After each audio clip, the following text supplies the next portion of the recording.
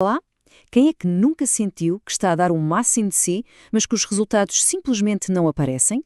Pois bem, hoje vamos mergulhar fundo nisso a partir das ideias de um sermão baseado no texto antigo de Ageu.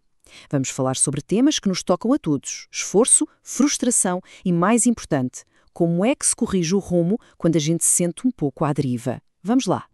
E a análise já começa com tudo, com esta metáfora que é potentíssima e super fácil de nos identificarmos. É aquela sensação de que todo o nosso esforço, todo o dinheiro que ganhamos, simplesmente desaparece. Escorre por entre os dedos como se estivéssemos a guardá-lo numa bolsa cheia de buracos. É uma imagem que define perfeitamente o problema que vamos explorar. E é aqui que o texto nos confronta com esta pergunta direta. É um convite para pararmos tudo e fazermos uma autoanálise honesta. Para onde é que este caminho me está a levar? A sério? Estou a ir na direção certa?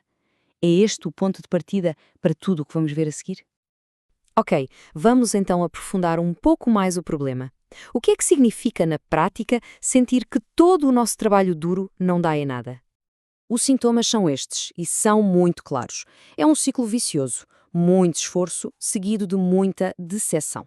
É aquela experiência de nos dedicarmos de corpo e alma a alguma coisa, seja no trabalho, na família, num projeto pessoal, e, no fim do dia, o que fica é um sentimento de vazio, uma insatisfação constante e poucos resultados para mostrar.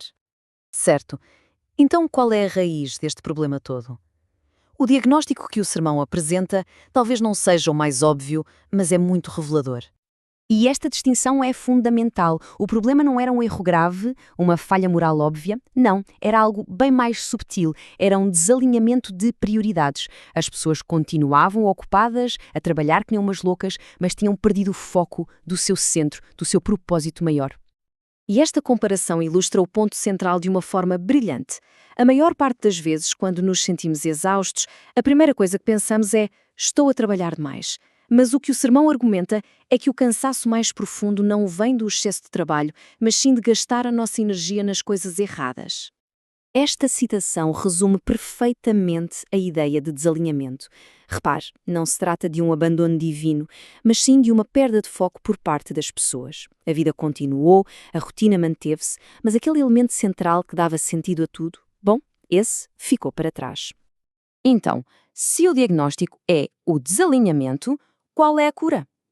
A boa notícia é que o sermão propõe um processo bem claro e prático para essa correção de rumo. E aqui está o caminho.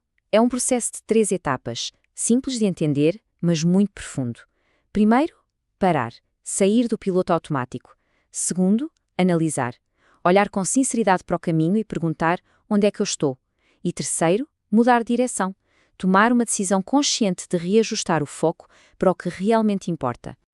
Esta é uma ideia-chave sobre a natureza da mudança. O realinhamento, segundo o sermão, não depende de nos sentirmos inspirados ou motivados. Não, é um ato de vontade. É uma escolha deliberada de mudar de rumo, independentemente do que as emoções estão a dizer no momento. É decidir. E ponto. E o que é que acontece quando essa decisão é finalmente tomada? A análise descreve consequências muito concretas que vêm a seguir a este realinhamento. O sermão aponta para 4 grandes consequências positivas. Primeiro, uma sensação renovada de propósito e presença. Depois, uma força nova para continuar o trabalho.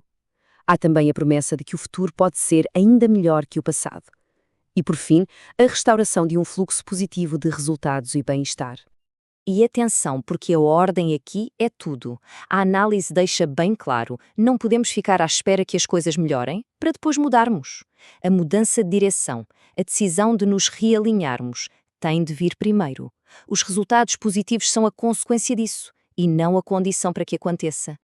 Vamos agora para a secção final, para ver como é que esta mudança de atitude externa se reflete numa transformação interna, que é talvez a mais importante de todas.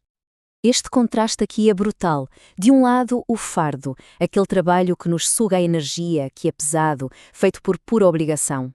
Do outro, o propósito. O mesmo trabalho, mas agora com significado, que nos energiza em vez de nos desgastar. A atividade pode até ser a mesma, mas a percepção que temos dela muda da noite para o dia. E terminamos com esta ideia poderosa que olha lá para a frente. A mensagem final não é sobre voltar atrás ou restaurar o que se perdeu. É sobre a possibilidade de construir algo novo, algo ainda maior.